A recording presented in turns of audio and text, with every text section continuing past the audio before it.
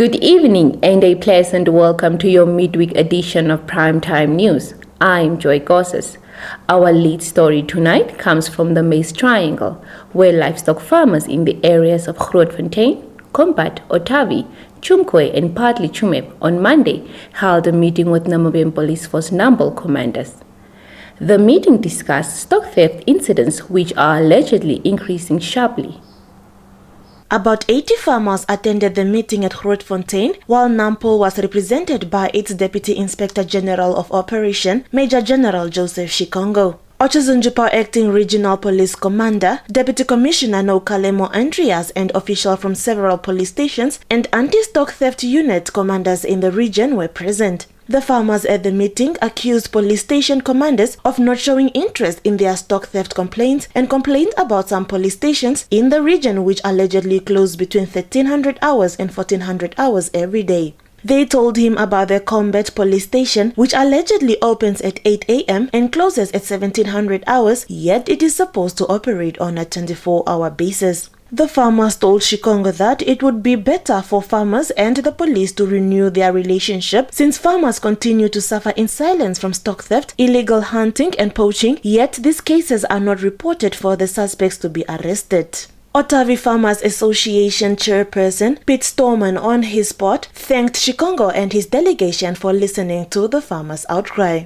Shikongo expressed shock and immediately called to the front the police station commanders who were present. He asked them to pledge to improve policing activities and to intensify investigations into cases reported to the police stations. He concluded by saying he will start to dismiss Nampo members found to be unfit, lazy, and corrupt while on duty.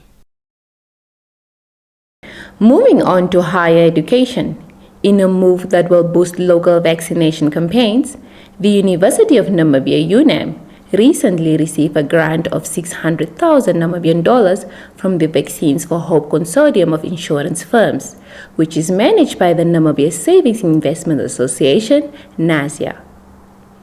The financial assistance will enable the UNAM Case vaccination campaign to continue with its health promotion roadshows, social mobilization, and rollout of the COVID-19 vaccine in nearby towns and remote areas. Namibia's Vice President and Chancellor of UNAM, Nangolo Mbumba, in a media statement on Tuesday praised Vaccine for Hope's participation, saying UNAM's care will use the 600,000 Namibia dollars to carry out the COVID-19 vaccination programs and assist the creation of COVID-19 clinics at 9 of the country's 12 campuses. Jason Hailonga, NASIA's Chief Executive Officer, emphasized the consortium's commitment to the fight against COVID-19. UNAM Vice-Chancellor Kenneth Matengu, on his part, emphasized that UNAM Case was funded on the belief that service is an important mission of a university. The Motor Vehicle Accident Fund, MVA, urged road users to exercise extra vigilance when traveling to their various destinations over the forthcoming Heroes Day public holiday. MVA Fund's Chief of Corporate Affairs, Surya Gomachkuchu, in a statement on Tuesday said the countrywide easing of COVID-19 restrictions and upcoming Heroes Day long weekend presents opportunities for celebration and traveling to various destinations and thus signals an anticipated increase in road traffic volumes. According to the fund's road crash statistics, 5 lives were lost and 59 persons sustained varying degrees of injury in 40 crashes during the previous Heroes Day long weekend. MVA Fund reminds motorists to make road safety a priority, practice safe road user behavior, and plan their journey, inspect vehicle tires to make sure these are in good conditions and well inflated. Goamasguchi also advised motorists to conduct pre-trip inspections to ensure roadworthiness, ensure all passengers including children are well restrained, and switch drivers if possible, keep within prescribed speed limits while practicing self-policing when on the road. In our next story, we shift towards the entertainment industry, where Kapana, a film produced by the Ombecha Yehinga organization, recently won the prestigious Best Narrative Feature 2021 award at the 5th Annual DC Black Film Festival. The American festival, situated in Washington, D.C., is dedicated to showcasing high-quality film, web series, and television programs created by and about African Americans.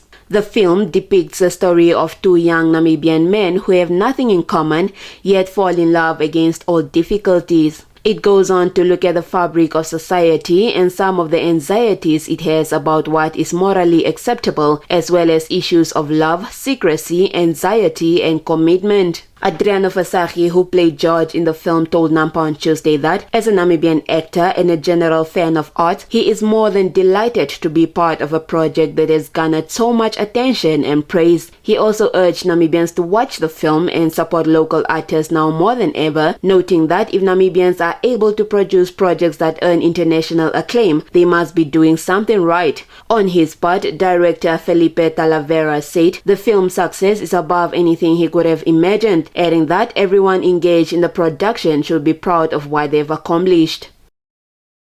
Stand by for your top roundup.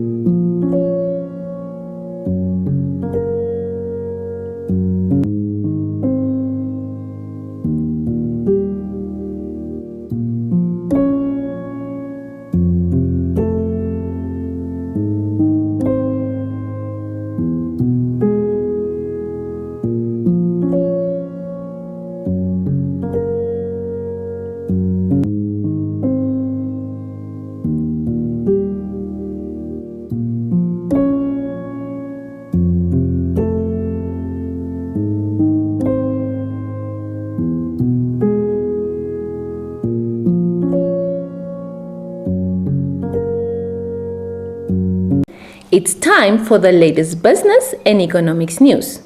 We commence with aviation business. Namibia's privately owned airline, FlyWest has expanded its services to the northeastern regions by introducing Windhoek-Rundu scheduled flights.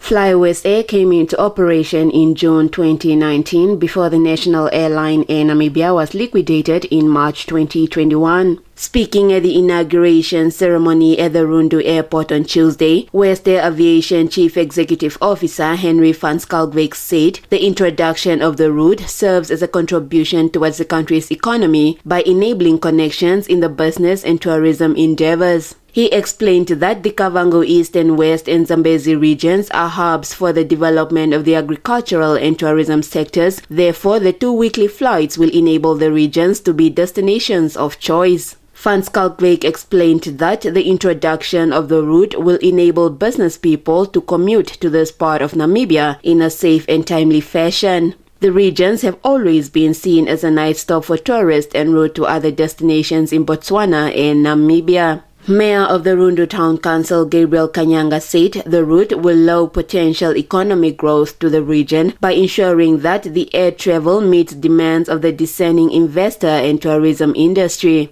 The scheduled flights effective Tuesday are 2 weekly flights between Rundu and Windhoek, as well as 3 weekly flights between Katima Mulilo and Windhoek to the existing route between Windhoek and the northern regions. For Nampa News, LV Haihambo. Minister of Gender Equality, Poverty Eradication and Social Welfare, Bernadette Jager, on Tuesday noted that a total of 8 direct beneficiaries were recipients of materials and equipment in the 2019, 2020 and 2020-2021 financial years. The income-generating activities that benefited range from tailoring, needlework, gardening, and hair beauty salons, with all donations valued at more than 88,000 Namibia dollars.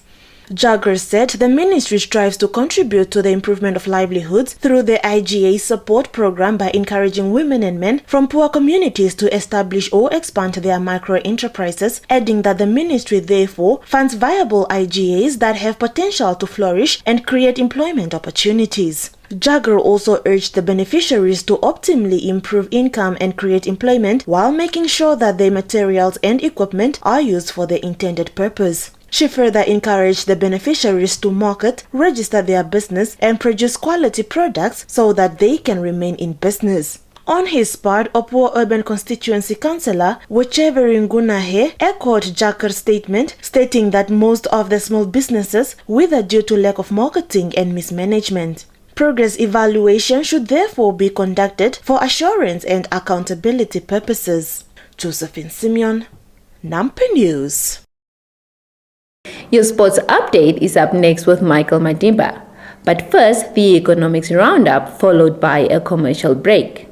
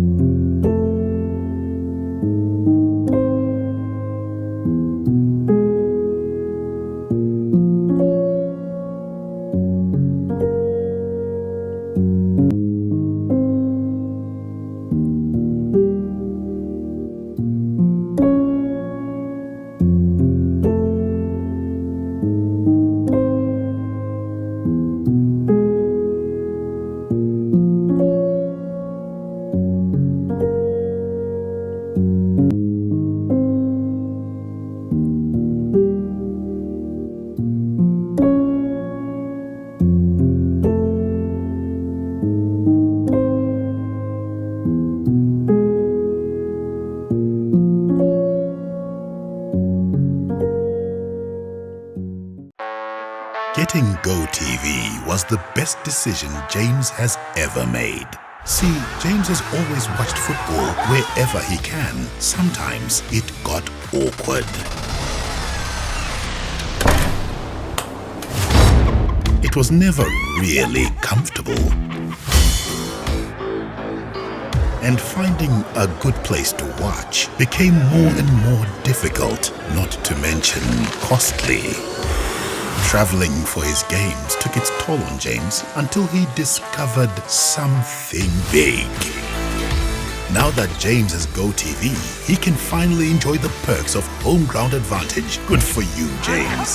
Get home ground advantage with GoTV. With superstar players competing in the world's biggest leagues and cup competitions, you'll be spoiled for football choice. So get and stay connected to GoTV for the best football season yet. GoTV. Love it. Good evening and welcome to All Things Sport on Sport Planet. Our first story comes from the land of the rising sun, Japan, where the 2020 Paralympic Games officially opened on Tuesday at the Olympic Stadium located in Shibuya. A record of 4,403 athletes across 162 delegations, including 6 that make up the Paralympic refugee team, will get a chance to make history on the field of play from 24 August to 5 September 2021. Athletes are competing for 539 medals across 22 sporting events. Namibia is being represented by 3 athletes in the athletic sprint and long jump. The athletes are Ananias Shikongo, Johannes Nambala, and Lahia Ishitile, while their guards are Sini Kamwaruma, Sem Shimanda, and Ivan Shiwiu.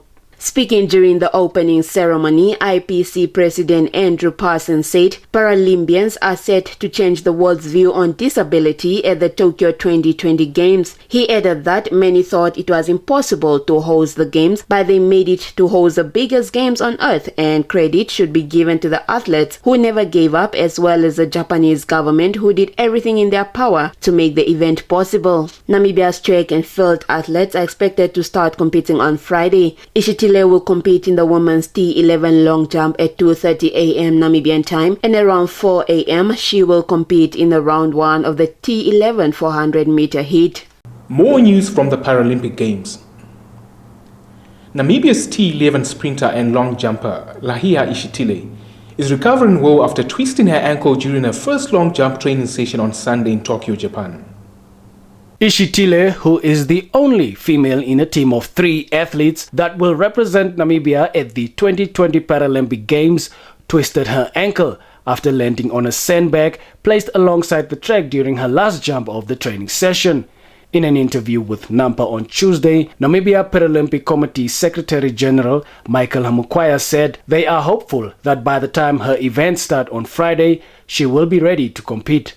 Hamukwaya added she is doing quite well and the injury is recovering, although slowly. Team physiotherapist Julia Halwendo told this agency on Tuesday that the athlete is being taken care of and she will be ready for the competition. She added that Ishitile was expected to go for another MRI scan on Tuesday, which will give them an indication of the progress that has been made. Your sports roundup is up next.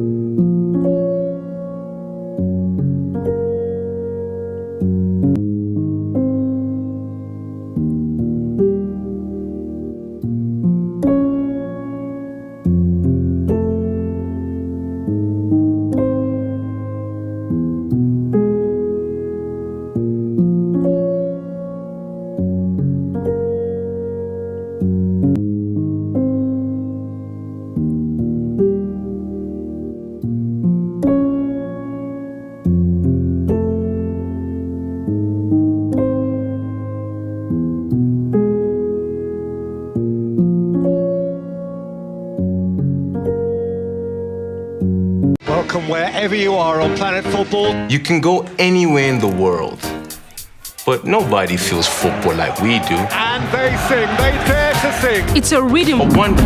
1-1-2. Football. La football. Soccer. 1-2. That moves us. Salah to settle it. There's no feeling like that feeling. It's so nice. It's so nice. Nothing compares to DSTV's unbeatable football offering, so stay connected to watch the best football on the planet. And with that, we've come to the end of tonight's bulletin. Much appreciated for tuning in. Do catch us on Friday for another installment of Primetime News. If you're new to this channel, please subscribe, like, share, as well as click on the notifications bell to stay abreast with the latest happenings locally and globally. Do add your comments as well in the comment section. As we commemorate Heroes Day, we take this opportunity to salute and convey our gratitude to all frontline staff, particularly in the health sector, who have epitomized true heroism. To them and many others, we say thank you a million times for your efforts in safeguarding our health as a nation. From myself and the entire production crew, wishing you a commemorative Heroes Day tomorrow. Good night.